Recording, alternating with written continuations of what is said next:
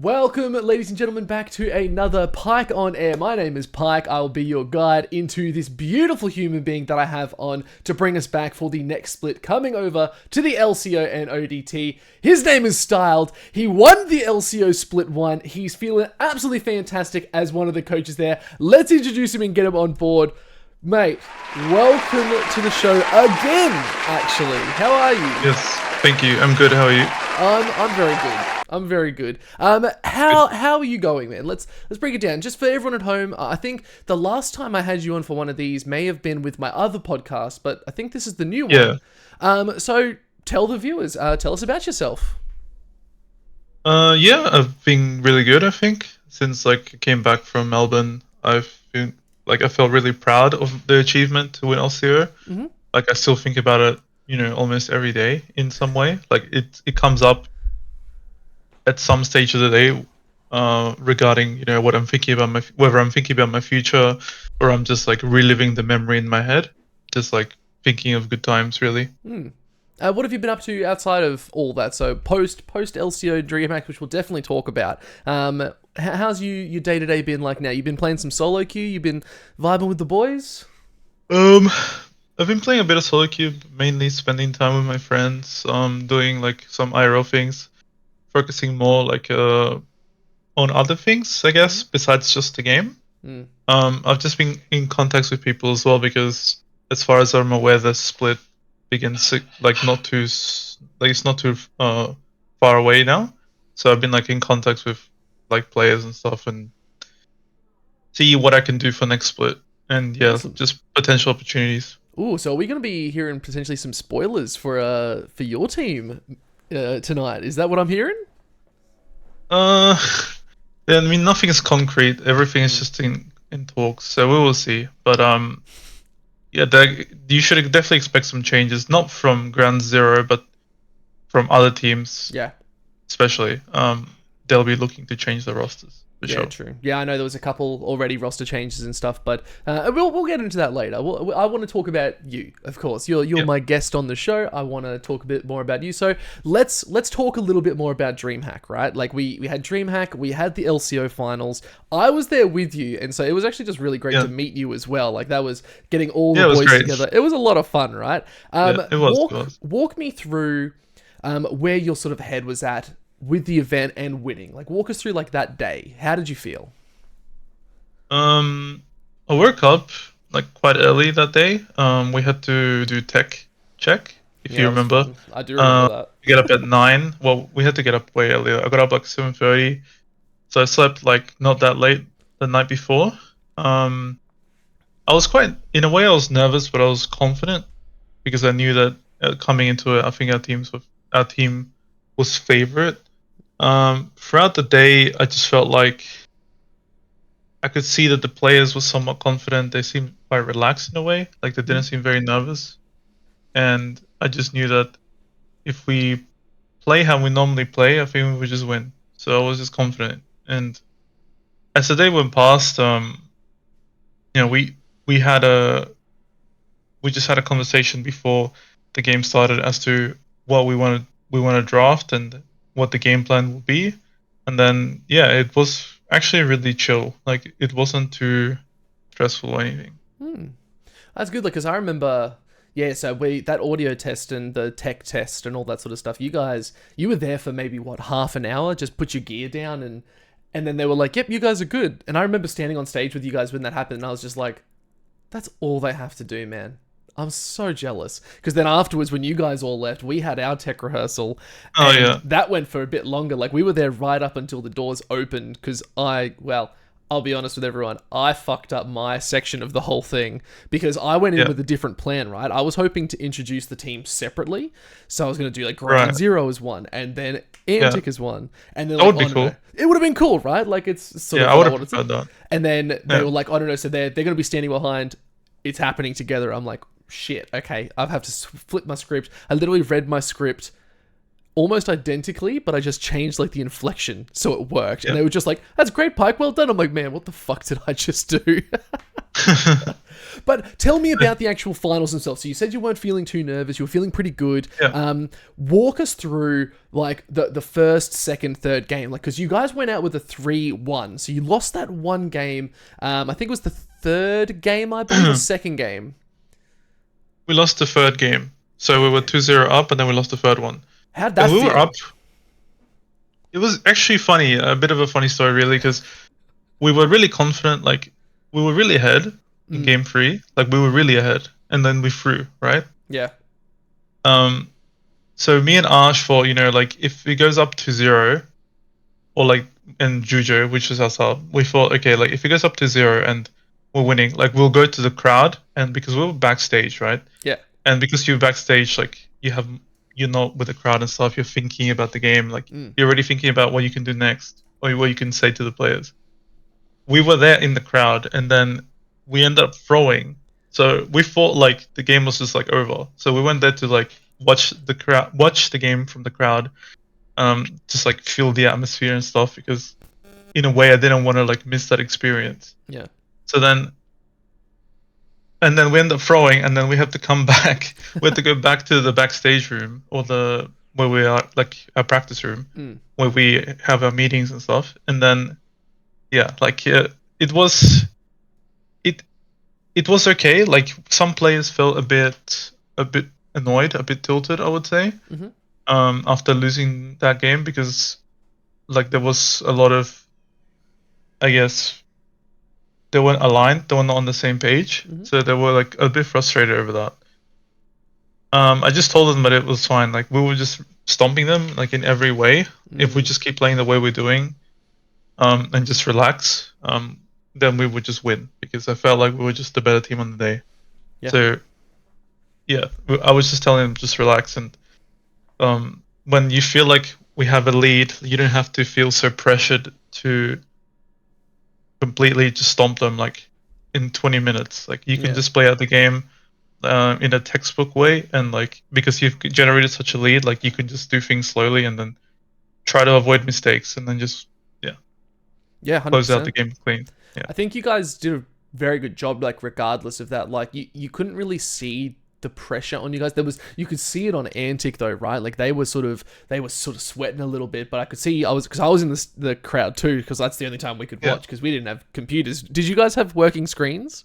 Yeah, we had We didn't. So in our backstage room, we had, like, a TV. We had, like, obviously the PCs, so they gave us to practice, and we used one of the PCs to watch. It was also put for us, like, the stream was put backstage for us to watch, but I watched it from the computer. So yeah. Man, we didn't get anything. We were watching on bloody Why Not's little iPad thing that he had, like, sitting on there, and then we were like, crazy. We were literally just like, nah, fuck this, and we all went out to the crowd, and we were all just sitting with, like, our friends and family out in the crowd. Like, I remember I was sitting off to the side, and I had people being like, "Hey, Pike," and I'm like, "I'm working." I was like, calm down. But, like, I was in the crowd as well. Oh, really? Where did you sit then?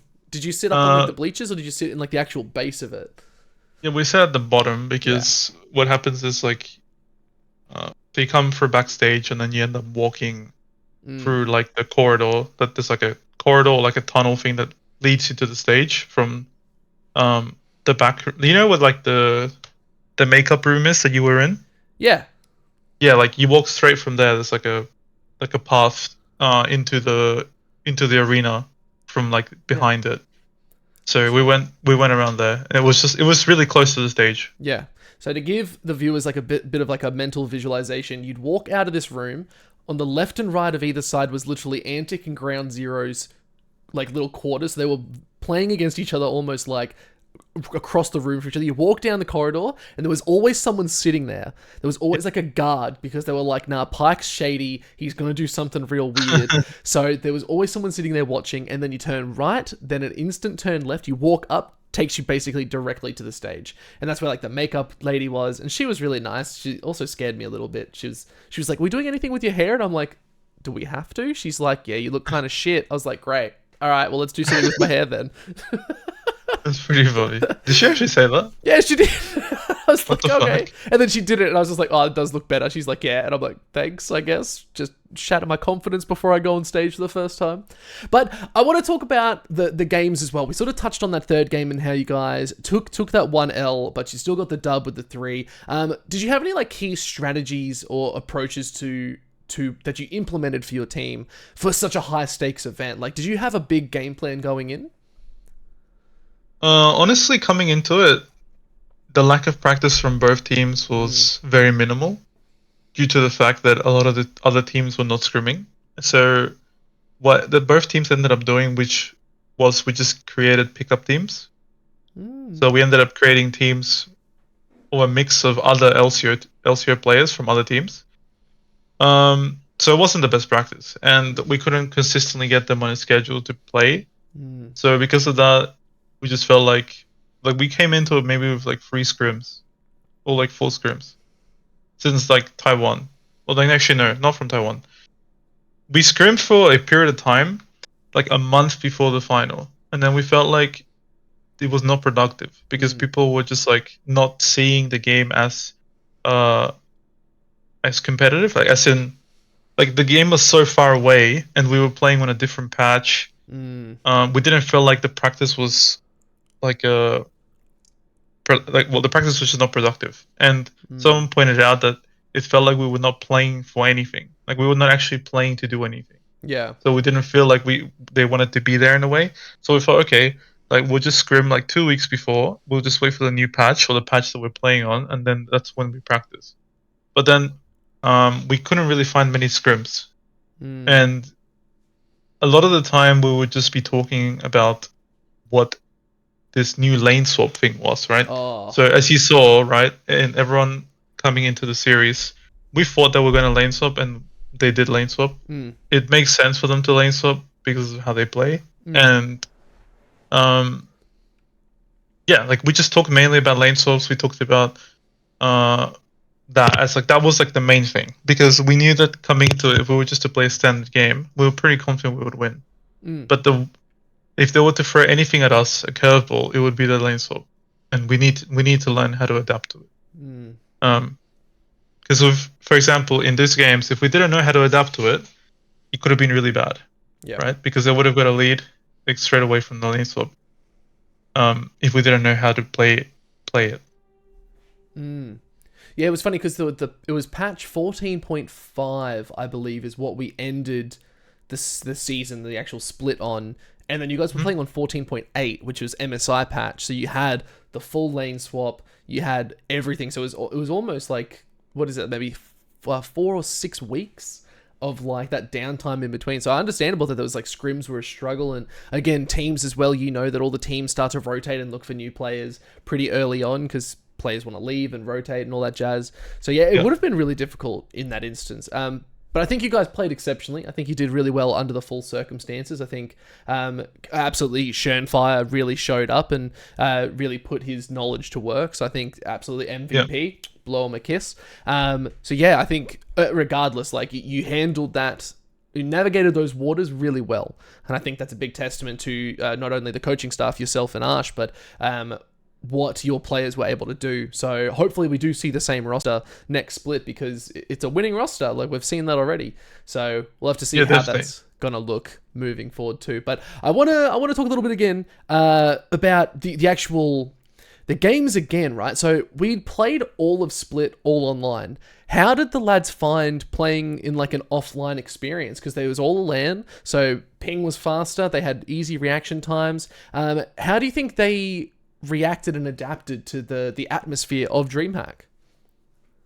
I think most of the players had already played in a live atmosphere before. So all of them actually had played in live atmosphere before. As we saw, Ben V and Lemus played last year in Bliss. Obviously Kise won the last split, the split before this. Shen played in an NA. He's played in OS for ages. He's won OS. And Fien's also played live as well in OS a long time ago. So we were all, in a way, experienced. It wasn't our first rodeo for sure. Like, for a lot of the players, they were confident. But I think something that I would say, like, I don't want to call names, like one player specifically felt a bit nervous. And they do feel nervous when they play on stage. So they felt like they needed to relax, and they were doing like breathing exercises before the game and stuff. Yeah, nice. But yeah, like you could definitely feel like the crowd. It's like hype. That's what I've heard at least. Like, obviously, I wasn't there, but in the stage. But they told me, yeah, it's definitely like exciting to see like that amount of people. Yeah, no, I kind of shat myself if I'm honest. It was fun. Shat my pants though. I was I like, can oh my god. imagine. Your job's a hard one for sure. You can easily like fuck up, and then it Oh, just looks bad. I think regardless, and it's not about me. I had a good time regardless. I could have shit the bed pretty hard, and I still would have had a good time. Not sure if anyone else would have had a good time, but that's fine. Yeah. But I want to also reference that live event action. Is like, how important do you think that is to like the O scene moving forward? Do you think we should be trying to actively move towards a more land-based tournament like they have in like NA, the LEC? Do you think that's something OS could work towards or get to in the near future? Think it would be nice, of course, to like have more LAN events. The only problem is obviously like the funds and how easy it would be to achieve that. Mm. As you know, like flying people over from all over Australia and then getting them to play LANs and stuff, that would be difficult. Setting up the LAN, that's money. Everything involves, I think, money and funds. Yeah. And I don't know if right now we have the finances to be able to do that. It would be really nice to, though. I can definitely say like playing at LAN is like a great experience. Like we played in Taiwan as well. Obviously, it wasn't Yeah. LAN; it was in a studio. But it was still cool, to play on one stage. It definitely feels different to just playing at home. Like you feel a lot Yeah. more nervous. Yeah, and I guess that's the testament of being like the top tier player, right? Like, is you need to be able to handle those nerves and still Yeah, perform at the highest tier. yeah, definitely. I mean, like it comes hand in hand, right? Like playing at that level, you need to show how good you are under the pressure. Like the pressure comes with the job. Yeah. If you can't handle the pressure, then Time for another job. exactly. Well, so mate, you won the LCO Grand Finals with Ground ZAero. It must have been a huge, like, big jump of like motivation for you and the team. How has this experience fueled your passion for esports, and what are your goals and aspirations moving forward in your coaching career? I guess like.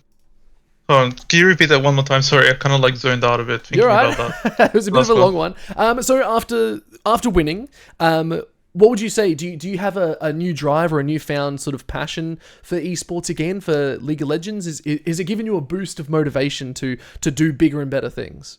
Definitely, I think like I've taken, I guess, the right steps since like I started coaching. Like I started with Vertex last split. Mm-hmm.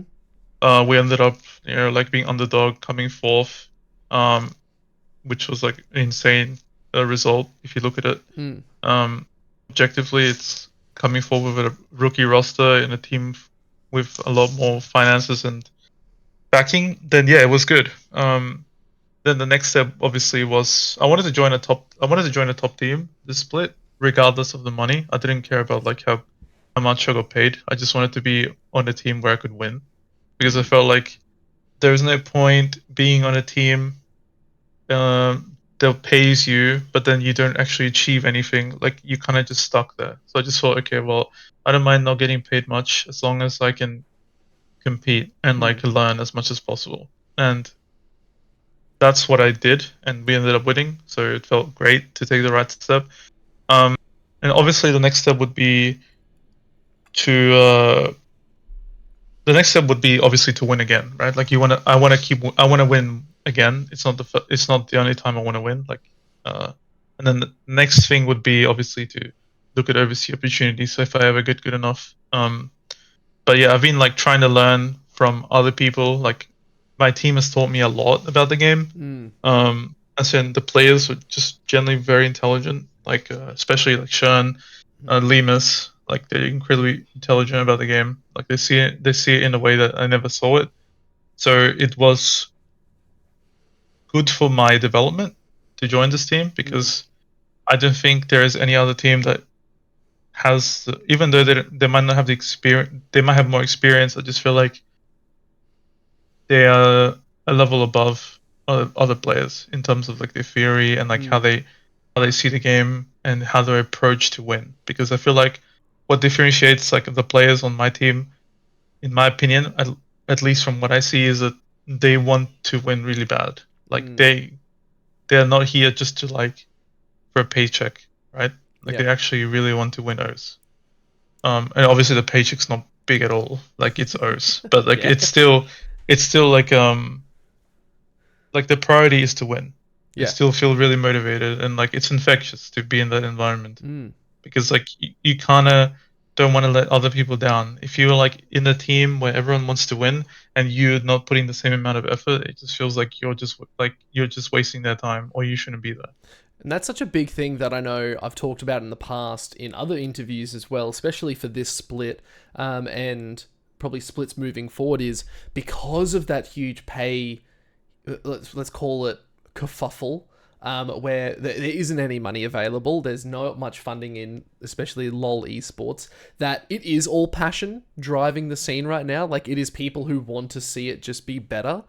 And if I think you've proven just then through how you spoke is that is the difference maker. It's like you can pay a lot of people a lot of money, but if they don't have that drive or that hunger to succeed, they're not going to succeed, even if they're paid well, right? So I think we are going to start seeing a big shift moving forward in the LCO especially, and like the other like amateur stuff like ODT and the university circuit, where it is coming down to passion. It is coming down to who wants it the most. And it's really funny. The best example I can give is from the ODT. We've got the Grand Finals very soon. And the two teams in it, having spoken with both the teams and the coaches and the players, and there is a difference in the hunger. And you can feel it. Like there is an energy to it, and you can feel that from Ground ZAero, right? Like that. It's the Antic side of the LCO Grand Finals. Is they've all very prestigious. I think King still holds the record for the most titles in Oceania. So it's like that whole side is like you wanted to see. Sort of like you wanted to see Ground ZAero win, because you could see on their faces they're like, we're not here to fuck spiders. We're here to take home a trophy. So I think that's the big thing, you know.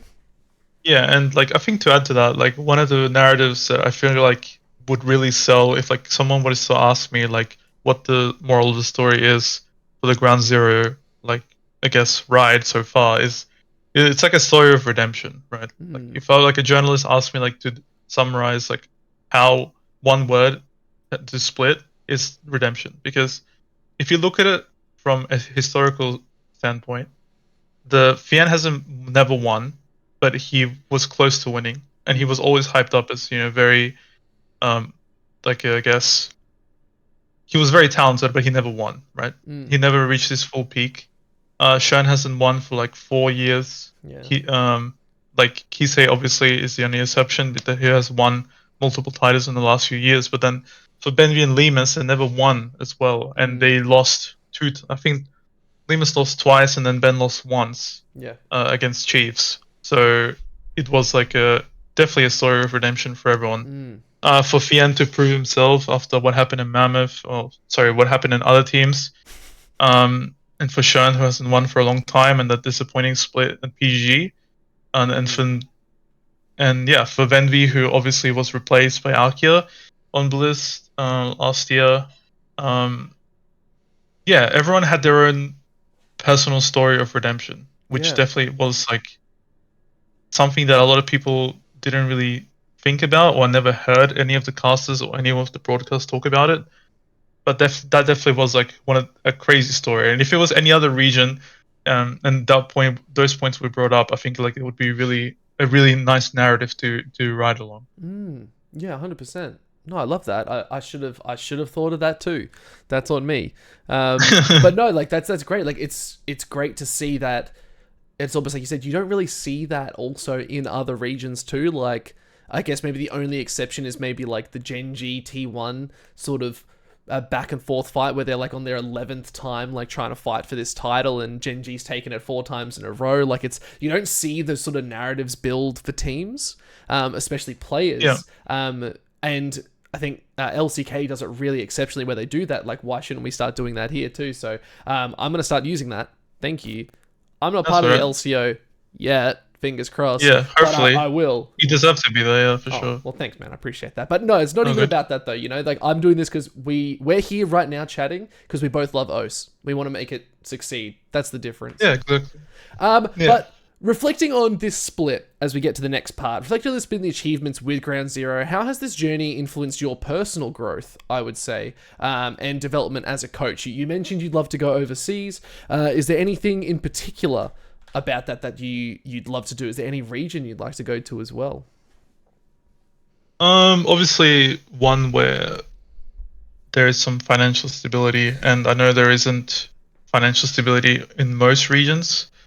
But definitely being able to, I guess, live with a salary that can actually support your passion or whatever you want to call it. I think that would be great. I am bilingual. I do speak Spanish, so I have definitely been in contact with some of the what is the Latin American region? The one that Estrel just played? Yeah, is it LA? Is it LAS, LAN? Yeah, one of them. I think it's LAN. LLA. That's the one. Yeah, I've like talked to some of the people there and like talked to some of the LVP. Well, I talked to one of the LVP coaches and to see what I could do in the future. But yeah, like it definitely drives me to win again here in OS. Like I don't want to leave OS just yet. I would say I want to win at least one more time with another team or the same team, hopefully the same team. Yeah, that's 100%. I think, and that's what we've sort of noticed is a bit of like a other narrative for other players and all that, is that they a lot of like BioPanther is maybe the premium like sort of example where we all know he's that good. He's the king of the top lane, exceptional player. I think he's probably been offered to go overseas, but he's stuck around because he's like, no, I want to see OS do well. If he's going to be the king for the next 10 years, because he's not going to leave anytime soon, and he just wants to be the best. So I think we do have that talent, and you're one of those talents as well, I would say, that wants to be here and help. Yes, like overseas is the dream, and again, that's my dream too, is I'd love to go and cast overseas and be a talent somewhere. But right now, I'm thoroughly just enjoying the ride. Right, and I'm here. Like that's the great Oceanic story, right? Is we're just here for the ride, and we're just doing what we can to make it as good as possible. I mean, partially it is the reason why I want to stay, is because I still want to make OS better, and not only that, but I also want to make myself better before I make like a leap of faith in a way. Like I don't want to just go to another region and then like underperform, because I think that is like something that could really, I guess, hinder my career in some way. It's like if you make a step too long or far out of your reach, you're not in the level yet, then it feels like you could potentially ruin your career because you've just shown that you're not good enough yet. But if you like take the gradual step where it's like somewhat safe, like for example, if I win again and I learn more in the next year, like next half year or year, then the year after that maybe I could look to, I guess, be on another team that like in an international team perhaps. Yeah. I think the best quote I can sort of come up with to sort of best represent that is set easy goals. And when I say that is, you know how everyone says like set like big goals, you want to sort of shoot for these big tiers, but those are hard when if you don't achieve them, you get more discouraged. But if you set manageable goals and easy goals that are easy to accomplish, you get the little wins, right? And you get little wins, and they all build up to those bigger goals that you have. Yeah, and gradually, yeah, that's gradually, the thing, right? Like, so you've literally said, one goal was to get the championship title. Tick. It's done. Awesome. Now you're like, I want to get it again. Like, I want to prove that I'm worthy of it again. So it's like, again, that's another goal that you need to tick off. And those are the steps. And that just adds to your portfolio of being a fantastic coach, where you can go forward and say, hey guys, like I've won this many titles because X, Y, Z. I'm proof that it is possible. I'm worth the next step. And it's also proof to you, because then you get to look back and say, I really accomplished something. definitely. Like I wouldn't want to just leave O's after winning one time. Like obviously that would be nice, but I know that for sure if I go to another region, I feel like I'll be out of my depth in some way. Like if I was to go to NA right now, I don't think I could provide as much as I would if I stayed another half a year or a year, because I know that I would learn a lot in that year, half a year, to the point where I could perhaps get to that level. Yeah. No, for sure. So I guess in that I wanna break that down maybe a little bit further in a bit of more philosophical sort of side of it. So how do you sort of maybe strike the balance between like celebrating that win and then maintaining the drive? So it's like you've mentioned that you're hungry to win another one, but is it hard to balance that sort of juggling act where you want to be the best but you know there's improvement too? What's the mental headspace around that? I think when like you have won once, like for example, now that I've won once, and I'm sure the other players feel like this, like anything but winning is going to be disappointing. So you don't want to be second like ever. Like you don't want to be second ever, right? Because like once you do something once, like anything below that is like below your standards, right? So if you win, like that's the new standard. Yep. Right? And like if you have lower standards than that, then I don't think you should be competing in a way. It's like then you're not actually you don't actually want to be as good as you are or as good as you have been, or you don't want to be better, right? Because you always want to be gradually better. Like you don't want to just be like at a certain level, like achieve it once and be like, okay, well, it doesn't matter if I come second, third, or whatever. I think just that motivation to, take the next step gradually is like what drives me. I don't know what drives other people, but I definitely think, now that you've won, anything below that is just like a disappointment. Yeah. I think a lot of the other pro players can understand that too. Where it's like you I'm just sure they have. keep winning. You just want to keep winning. Yeah, I'm sure like all the other players feel the same way. Like all the players have won before. I'm sure they have. Like they feel like if they don't win, then it's like why, or what happened? Yeah. Exactly. Yeah. No, that's it. 100%. Well, now we're going to break it up a little bit. We're not going to talk about you for a second starter. We've got a new segment that I'm putting out. There's a brand new one that I've come up with. Sort of. Stole it a little bit, but didn't at the same time. We are actually calling this one, I've got to get the little piece of paper up. It's called Guess That Pro. And I really wish I had a cool animation or sound effect for you just to go, brah, or something. But I'll work on that. That's for me to work on. So if you can still see my screen and everything like that, we're going to jump over to the Guess My Pro scene. So this is your pro. Now, they are a pro player coach from the world. You need to guess who this is. Oh, it's from O's. From the world. They might be from O's. But the spectrum is the world. They are somewhere from the world. You need to guess who it is. Does the picture gradually zoom out? No. Or is it just like, okay. You can get as many guesses as you want until you say, I give up. I mean, like, you say it's a coach, right? I said coach or player. Oh, coach or player. Okay. Man, that's hard, Look, I'll make it easy in the future, but this one, all right, I'll make it easy for you. It is O's. Very hard. It is O's. Man, that looks like a... It kind of looks like Cadence. I don't know why. Cadence? Are you gonna lock it in? I'm gonna make you lock this answer in. Like you'll have to pick. Like I'm trying to like think of the hair. Like the hairstyle is like really important, right? Obviously, that's the only thing you can see. I've zoomed in on like a particular spot because I tried to make it a little bit harder. But yeah, I can't think of anyone else with that haircut. I think it might be Cadence. You gotta lock that answer in. Yeah. All right. So it is your other coach. It's Coach Ash. That doesn't look like. Wait, what? Okay, I thought that was like a fringe, but it's actually like not. Yeah. Like it can't.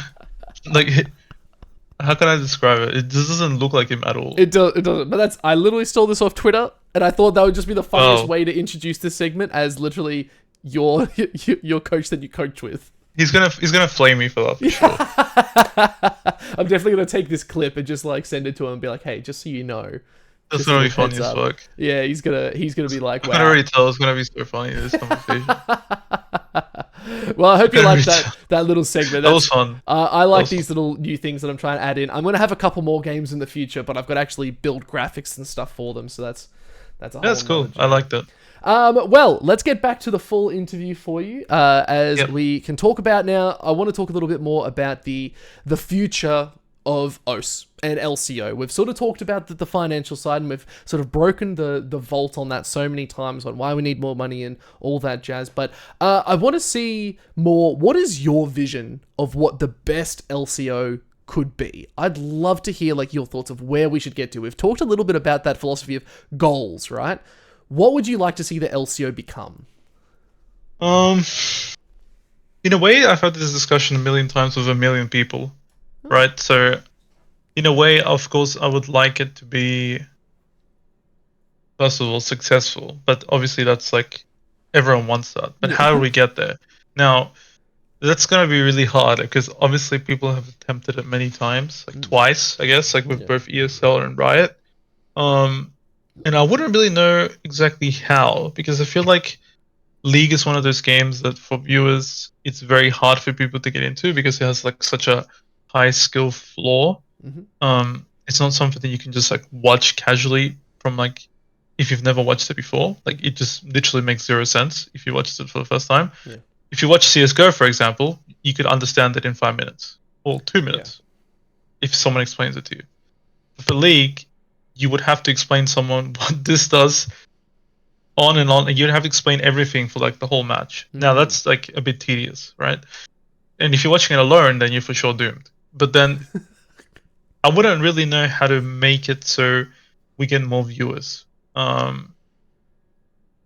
am not too sure if the market, like people are interested enough in it. Now I wouldn't know how to like get viewers or get people's interest. That seems really difficult. Because I feel like that's where it needs to start, right? It's like there needs to be something that people can really catch on and watch consistently. Because you don't want like somebody to come in once to the stream. You want somebody to come to the stream multiple times. Yeah. Like to get invested. And how do we do that? Like either we build character from the players themselves, as in like the players are actually somewhat like the icon or like the people they are there for. Like for example, in other regions like the LCK or the LPL, like a lot of the fans are heavily invested in the players themselves, like individual players, not like the teams, but also the teams. So the teams, but also just individual players, right? I wouldn't know how to do that. Like you would have to maybe create a lot of content where people enjoy it. And I know people have tried that. I think orgs have tried that. I'm not really sure, to be honest. I think it's like a really hard question. I like where you were heading with that because I actually haven't thought about this question before properly, like genuinely. Like you said, you've had multiple conversations. And I'm like, oh, like I haven't actually ever thought about this, but I've got a marketing background, so it's my job to come up to solutions for this sort of stuff, right? And I think you touched on it in a really important note where you said it comes back down to the players and building the fan base around the players. Now, there's one player on your team, and I'm going to shout them out real quick as to why I think they're doing it right. And it'll lead into my point of what we could potentially do. And can you guess what player that is? We'll do another little fun segment. Guess that Lemus? player. It's Lemus. He's streaming. He's getting viewers. If he had... Let's say he uses the Ground ZAero resources and they give him resources to a graphic designer, to a video editor, to anything that he sort of needed to facilitate making content around. And he signed for a couple of years. So it's like sort of like Caps, right? Like you sort of and Broken Blade, T1, Faker, like all those players, right? They have that sort of marketing team. Again, money. But money aside, let's say it's there.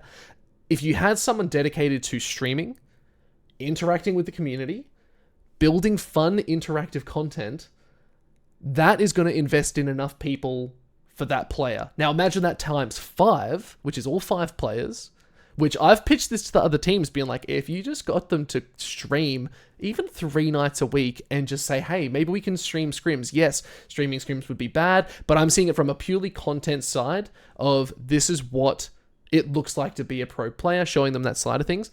Man, that shit would sell like fucking hotcakes, I swear. So it's like, that's the thing, right? Like you touched on it being like, oh, how do we get the players known? The players need to put it on themselves to be known. But I think it also comes down to orgs playing a fundamental role in helping them develop that. No, I agree. I agree. It's like it goes hand in hand. I think like the initiative has to start with the player, but I think the orgs somewhat incentivize the players to do it. Yeah. Because I feel like if they want longevity as players, like you kind of want to stand out. You kind of don't want to just like come into the league and the next year like you don't play and then you're forgotten. Yeah. Like you kind of want to be, remembered. You want to be known just outside of just like the you want to be known outside of the tournament itself as well. Yeah. Like if you're like, for example, back in the day, like I remember streamers like in season 2, season 3. I know it's a long time ago, but if you were to stream back then, like streaming was starting to become a big thing. Like the big streamers were like TSM streamers. Yeah. So a lot of the fans were invested in, for example, the Odd One or Dyrus, like these type of people that were streaming and also competing at the same time, and people really tuned in, and then they started tuning in not just for TSM but for them. Yeah. Right. So maybe like if they could bring a few viewers, that would be great. Yeah. if they could just like even when I was a player, I didn't really stream much, because obviously like I didn't feel like it was necessary. But then I think if you have the resources to do it, like for example, if I was living in a gaming house, which I did, for a period of time, then I would probably want like stream more often. Yeah. Like because I feel like when I was at home, like I would kind of balance like league and other things. But when you're in a gaming house, it feels like you're constantly just working and you're like really invested into like the game and like your career. Relative to like living at home. Now that sounds like an excuse, but I think it would really help if we had that. Obviously we don't, but I think it's really good to stream. And as you said, like Lemus is like a prime example where he has like a small fan base, or like fans, whoever it is as well, that support the LCO and support Lemus, and they come in every week. So yeah. So I think there is something, and it's almost to the point where I'd love to start offering teams, even some, if they're nice enough to me and they like me, like pro bono, like marketing tactics that I can provide them. Like I'll do it, man. I've got nothing to lose and everything to gain from helping people get their players and teams noticed. Like it doesn't hurt, And then eventually it would be the case where people are like, fuck, we need to hire Pike because he just knows so much shit. Let's pay him. I'm like, sweet, all right. Chuck. I mean that does sound good, of course. Like if all the players decided, like we kind of want to make our own, what's it called? Like we want to have a personality that we display constantly on social media or whatever platform, so we can grow individually, and then these people that come in to watch me also come and watch me play in the LCO, and then that's how in an ideal world that's how it would be, I think. And but then what realistically, you would want to do on the other side of that, let's say now we're talking about the money side, and then you look at streaming as a fiscal thing. You say whatever you earn, if you're an org and you say whatever you earn from streaming, and you put the time in, whatever you earn from streaming, we'll pay maybe like 50% of what you earn on top of what you earn. So it's like there's the incentive to stream and get people actively interacting and communicating with you, because then it'll be on them to make the content. It'll be on them to be like, oh, I've just earned $300. Hey, I can take that payout that I've just received from streaming over to my CEO of my org. Hey, I earned this much. Great. Here's another $150 for adding to the brand. Like, that is the market and the model we probably need to get to, because then players will actually feel like they're earning money. That's the big thing, right? Like, it's like there is just that lack. But I know that, again, it comes down to that self-motivation and self-determination to get to that point. Because it's not easy. Like, I've been streaming for 5+ years, and I don't earn that much. But also, I've been very on and off with streaming lately. That's a whole other thing. But, like, you see what I mean, right? Like, there is that other side to it that I think isn't being utilized or thought about. Yeah, I think for a lot of players, they take it as and even I did it as well. Like they kind of take it for granted, as in they don't really think about, like longevity, or they don't think about streaming for the org or whatever. There is no there is none of that a lot of the time. As you see, like a lot of players don't stream. Majority of players don't stream. They just don't really care about that. They just care about, going into scrims, playing, doing their thing, resting, then playing the tournament. Like they're not really invested with the fans or anything like that. Yeah. So I think that's an attitude adjustment that would probably need to happen before anything else goes forward. But again, I've said to org owners, I'm like, why don't you just put it in their contract if they want to, that they can make X amount if they stream, like, and they were like, oh, it's just the money thing. I'm like, yep, fair enough. I'd still put it in there because, again, yes, we've had issues with, like, again, order where they didn't pay their staff. They've done dirty things. And yes, that is shit. It's left a very sour taste in everyone's mouth. And I'm not here to badmouth them. I'm just saying that a lot of orgs have done this. But at the same time, if there are good orgs out there, like you said, I think GZ is a good org that would be willing to support you guys. And I'm not promising that on their behalf, of course. Like, if you're listening to this, don't just start doing this and putting that into your contracts. This is definitely a conversation you need to have. But I think there needs to be that conversation, right? And that's the whole point, is what I want from this show, is to help people identify that there are things that we can be doing that are coming from your mouth as someone who is in the actual show, and myself, who's a bit of an outsider but working my way in, that it's possible, we can actually get to a stable place in Oceania if the right minds come together and start planning out how it looks. So I think it is going to be possible. But we'll move forward. We'll keep going on with this one. So as a coach, I want to talk a little bit more about you as your coach self. What improvements or developments would you like to see in the league format or ecosystem? I know that what's it called? Feudal draft? Furious draft? No, it's called something else. Fearless draft. Fearless draft. Oh, yeah. Fearless draft, yeah. Do you think these are things that would be really beneficial in the scene? Or do you think there's anything you would like to see added to the scene as a coach? I think Fearless draft would be interesting to have an OS. Would it be doable? I think so. It's best of two. Yes, I think that would be a nice addition for players or people that are more casual, that they don't watch as much. I think it would be nice to have different champions playing in different, so you don't see the same repetitive stuff all the time. I think it makes it a bit more exciting. In terms of ecosystem, I think not too sure really what to make better. In regards of the only thing I think would be nice would be to change the times that PCS. And I don't know if we could do this. I don't know if it's achievable, but one of the problems we had, of course, was when we finished LCO, we went straight to Taiwan after we qualified. The week after, and then when we came back, 2 weeks after Taiwan. Sorry, we were in Taiwan for 2 weeks, right?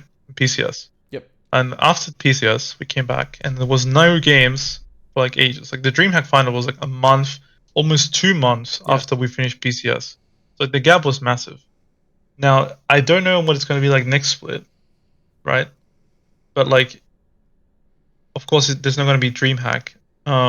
We're just going to go to, it's going to be fine, right? But I wish it was different, where we can actually play the final very close to the PCS date, as in when we come back, or before we get a PCS. Because I feel like the lack of practice and the fact that we have to wait for so long for the final kind of sucked. We had really bad practice. And if we want to display how good we are as a team in front of an audience, or to see what the best team is, it's really hard to do that, because it's hard to see what the best team is if both teams have not practiced for like ages, right? That kind of sucked. Like I wish that was different. I don't know if they can do that. Like change the shift schedule so it fits better. I think, Besides that, yeah, not sure. I think that's a hard one, right? Because the problem is we're fitting into PCS schedule because we got Yes. added into that, right? Which it sucks, and we all don't really like it because it sort of negates our chance to be a region of its own. But I think if there was a better plan for how the splits and the actual world based tournaments are laid out is probably my answer to that. I think there needs to be one universal, a team for Riot Games that says this is how each split should look across all the regions, break them all up, have them all laid out. Great.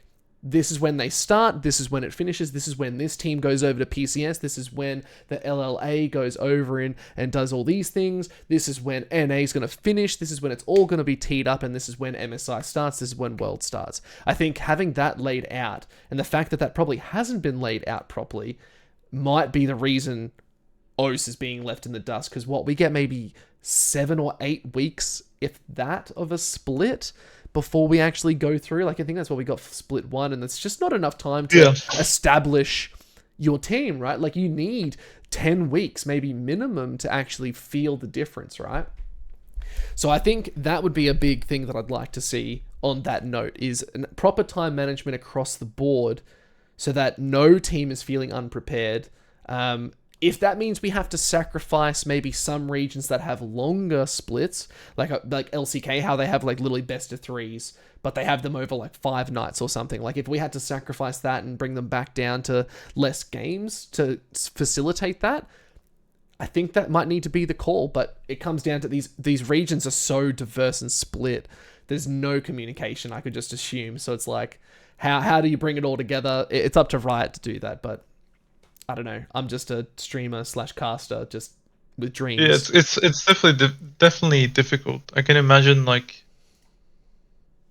it's definitely very difficult for them to organize a time for us to play LCO and then organize Dreamhack and PCS at a good time. Like I think that's really difficult because obviously like ESL is run by Dreamhack is run by ESL, and then obviously like the PCS is run by Riot, so it's different.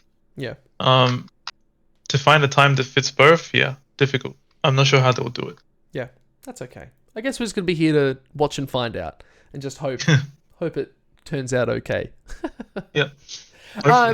As we move into the next little part, I want to talk about your personal achievements and maybe some reflection, and maybe this could help guide some people into more stuff in the future, right? So as you sort of reflect on your journey in esports, not only through like Vertix and Ground ZAero, what legacy do you hope to leave behind as a coach, and what personal milestones or goals do you aspire to achieve in the coming years? I guess we've already touched on that second part, but is there anything you'd like to leave behind for future players and generations as we're here?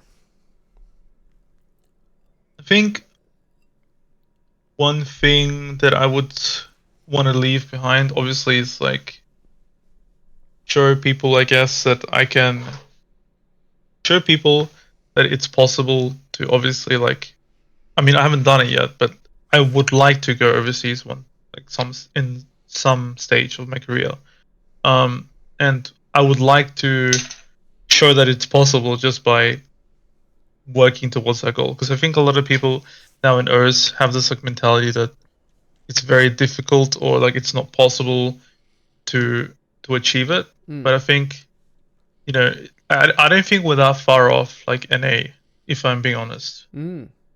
Like that's one thing for sure. I don't think we're that far off NA. I don't think that far off the other minor regions. Like we were in PCS, and they were like they're the best minor region, right? Like PSG Talon, obviously just beat FlyQuest 2-0. Yeah. But I think they could also beat TL. Like we were there, we scrimmed against PSG, like ourselves, and they were obviously very good. But I don't think we're that far off NA. And I think some people it might seem like a pipe dream to see like OS, players or people compete in NA. But like we've seen it before, right? We've seen NA players or OS players go to NA and compete. I don't know. I would just like to make it so to show people that it's possible still. And I obviously haven't done it yet, but I would like to achieve it, and I'm gonna work towards it. Yeah, nice. That's not only a great goal, but a great legacy to leave. Honestly, it's Yeah, it's big. It's a big thing definitely. to want to at least help people get there. Which leads us on to our final question of of this evening that I'd like to go through with you is so what advice would you like to give to any aspiring coaches, especially those maybe in like the ODT and the university circuit, looking to get better and coach more, but also individuals looking to make an impact in the competitive scene for League of Legends? With your own experience, what would you like to tell them? From my own experience, I've like played amateur and I've like won everything in amateur when I was playing. Um, I do generally think that the best thing to do is like I would say first of all don't burn bridges because I think a lot of people burn bridges.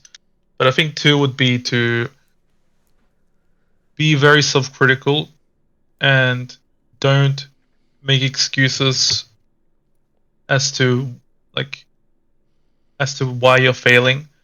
Um, and always, yeah, I would say just be very self-critical because I think that's what really helped me like improve as a coach. Like last split when I was in Vertex, I feel like I wasn't like it was my first split coaching. I didn't feel like I was good enough, and I was very self-critical about everything. And then I obviously like try to learn a lot, and it helped me improve a lot. So I think if I can do it, then I'm pretty sure everyone else can do it. Um, I think that would be like my number one uh, thing to do. It's like don't be complacent, as people say here on Earth. Like don't just be accepting of who you are now. Like if you think like you're not good enough now, like you you shouldn't just not do anything about it. I think it's very possible to still improve. Um, and I think knowing the right people and being around the right people um, is very important as well. So like you have a good network and good connections with people, then I think you can show that your value to those people that are in the LCO, and then they can give you a shot. If you don't know anyone, a majority of like a lot of jobs and stuff, as you know, I'm aware, and a lot of people would know, is if you know somebody, it's like the easiest way to get in. Yeah. Right? Yeah, and I think if you make the right impression to the right people, and you work hard and you have a good attitude, then you're pretty much at the door. Yeah. I think, And funnily enough, I'm probably the best example of that in like the current standings of people know my journey was always I was just a streamer, and then I was yeah, like, you know what, I want to be a caster. I want to be on a stage. I want to do that. And then I got my shot from doing yeah, exactly this, is just getting to know people, reaching out, just trying to build relationships. And I think it's also on your note that I wanted to say is there's a fantastic sort of quote that I know is everything's impossible until it's achieved, which is what we've seen, right? So until it's actually done, it's going to be hard to do, but it actually doesn't make it impossible. It just means it hasn't been done. So yeah, I think exactly. if you've seen people, and exactly to your point, if you've seen people in that position already, that's proof. It's already done. So reach out to them, talk to them, and say, how did you do it? Learn from them, learn their mistakes, and you can do it faster and probably optimize it even better. And you'll get to their position in a shorter amount of time because you've learnt from them. So if it's impossible, it's impossible until it's achieved is a big thing that I love saying. Yeah, I think a lot of people for sure have that mentality where it's like they think it's unreachable, right? Like in League, like in LCO, people outside of the LCO that I've talked to, it just seems like it's just too far away to reach that goal of like getting to a good team, like being a good player. But it's really not that far off. No.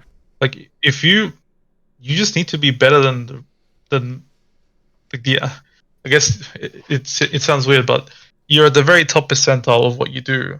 It's not, but it's actually not that hard at, to achieve that if you just work hard. And the thing is, like in League and esports, it's like people don't work as hard as they should, except in like maybe Asian regions. So it's actually much easier than you think, right?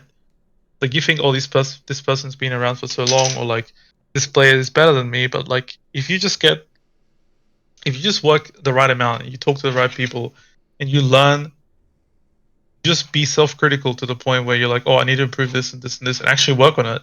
Like it'll be very quick improvement to the point where you'll probably be like, yeah, I can make it. And I've seen that from other players as well. Yeah, that's it. It's honestly that easy, and I think people just make it so much harder than it needs to be. Exactly. Yeah, they definitely see it as like a dream, but it's not really that far off if you actually look at it. Yeah. Well, Star, that does bring us towards the end. We do have one more segment, and you've been through this segment before. No, actually, I don't think you have. It's your first time on this segment. Maybe I haven't. Yeah, it would be. It's a pub or sub, my friend. This is a new segment that we've done in the previous ones. We're trying to add more segments. But pub or sub, you have 20 seconds on the clock to answer as many questions as you can that I'm going to shoot at you. Short, succinct answers. They're going to be like a one-word answer. You're just going to rapid fire them out. If you are successful, and that is deemed by me, everyone's passed so far. But if I find your answer successful, you can either choose a pub or a sub. Now, funnily enough, when I said, so the pub is I'll buy you a drink at the next major event. Funnily enough, every single person who I owed a pub to, I never actually saw out at a pub. So I couldn't get them a drink. It was really frustrating because I even saw Arsh, and I'm going to throw Arsh a little bit under the bus. I think he had a couple good drinks on that Sunday night. And I was like, you know what? I'm not going to mention it just because I think he's really kind of just... He's a little bit on that limit, you know. I was like, I'm not an enabler like that, so I didn't get him that drink. But still, you can choose a pub, which is I'll buy you a drink, or a sub to my Twitch channel. Most people pick the pub. I don't know why. My Twitch channel's hilarious. I think I might pick the sub, to be honest. No, are you actually? Yeah. Ooh, the first sub. Well, 20 seconds on the clock. Random rapid fire questions. Your theme for today is going to be MSI. MSI, okay. All right, so 20 seconds in 3, 2. I'll start it after the first question's been said. Ready? Yeah. Who is going to win MSI? T1. T1. Why is T1 going to win? I think they have the best teamwork overall.